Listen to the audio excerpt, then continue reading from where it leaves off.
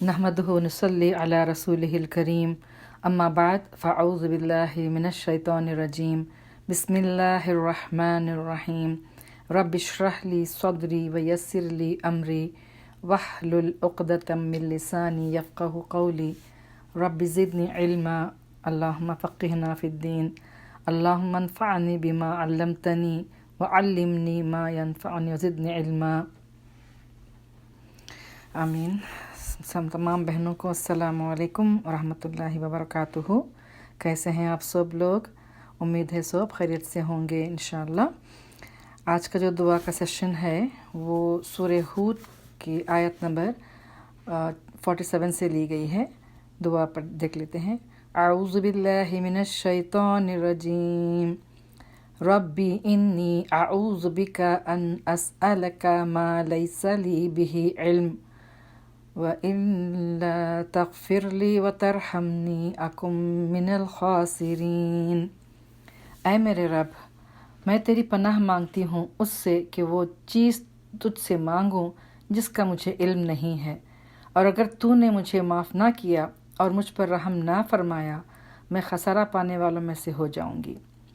ये दुआ नूह अलैहिस्सलाम ने मांगी थी जब उन्होंने अपने बेटे को डूबते हुए देखा था। बाप थे ना, अपने बेटे को डूबते हुए नहीं देख सकते थे, तो अल्लाह से दुआ की कि अल्लाह ये मेरा बेटा है, मेरे घर वालों में से है और आपका वादा सच्चा है। तो उसके जवाब में अल्लाह ने कहा कि ये तुम्हारे घर वालों में से नहीं है, ये तो एक बुरा अमल है। देखिए कि नूह अलैहिस्सलाम उलुल अज़्म रसूलों में से थे। 950 साल उन्होंने तबलीग की, मुश्किलात उठाई, कुर्बानियाँ की अल्लाह के रास्ते में। कितने करीब थे वो अल्लाह के ना।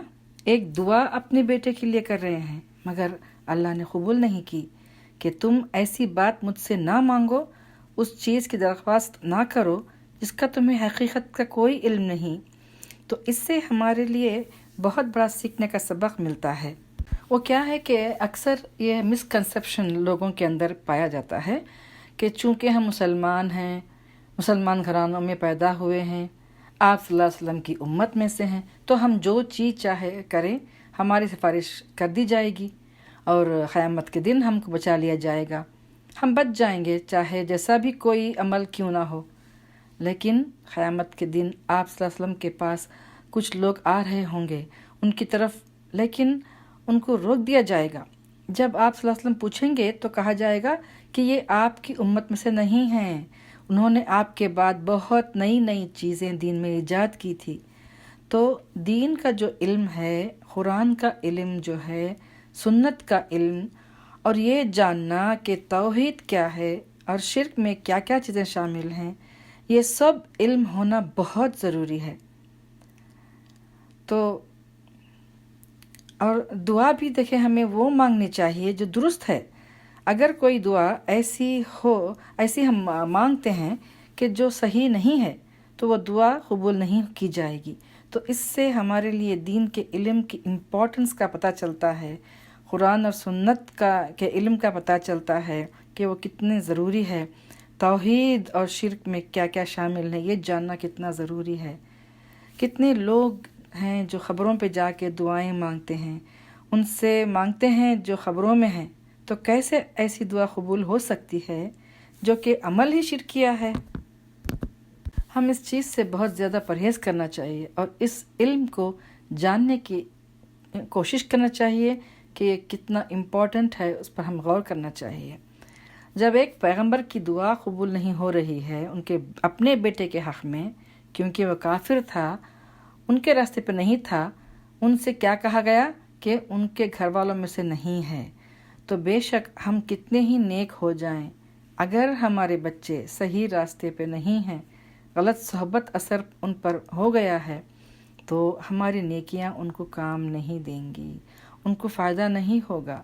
तो कोशिश क्या करनी चाहिए कि जिस तरह हम दीन का इल्म हासिल कर रहे हैं, जैसे हमको पता चल रहा है कि अल्लाह का क्या हुक्म है, उन्हें भी पता होना चाहिए, उन्हें पता चलना चाहिए। तो आज के दौर में देखिए होमोसेक्सुअलिटी इतनी ज़्यादा आम हो गई है कि लोगों को पता नहीं कि उसको दीन में लानत की गई है। اس کو تو ہمیں دل میں بھی اس کو برا جاننا ہے، اس کے لیے دل میں نفرت پیدا ہونی چاہیے۔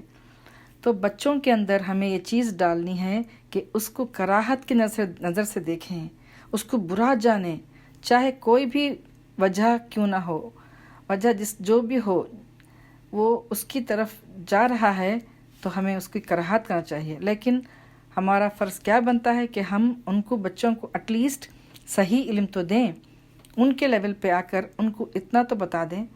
تو اس کے بارے میں دیکھیں مذاق بھی کتنے عام ہو گئے ہیں کہ جوکس بنے ہوئے ہیں اس پر، تو لوگ ہنس رہے ہیں اور یہ نہیں دیکھتے کہ کس چیز پہ ہنس رہے ہیں۔ تو اس وقت ان کو سیریسلی بتانا ہے کہ ہنسنے کی بات نہیں ہے یہ، اور یہ عمل جو ہے وہ اللہ کو ناپسندیدہ ہے۔ تو ہمیں انشاءاللہ اس پر وقت کرنا چاہیے۔ تو چلیے اس دعا کو ہم مانگ لیتے ہیں۔ اعوذ باللہ من الشیطان الرجیم، رب انی اعوذ بک ان اسألک ما لیس لی بہ علم وَإِلَّا تَغْفِرْ لِي وَتَرْحَمْنِي أَكُنْ مِنَ الْخَاسِرِينَ۔ تو اسی کے ساتھ آج کی دعا کا سیشن اختتام کرتی ہوں۔ آپ کو بارک اللہ فی علمکم وعملکم، سبحان ربک رب العزۃ عما یصفون وسلام علی المرسلین والحمد للہ رب العالمین۔ سبحانک اللہم وبحمدک نشہد ان لا الہ الا انت نستغفرک ونتوب الیک۔ جزاکم اللہ خیرا کثیرا۔ السلام علیکم ورحمۃ اللہ وبرکاتہ۔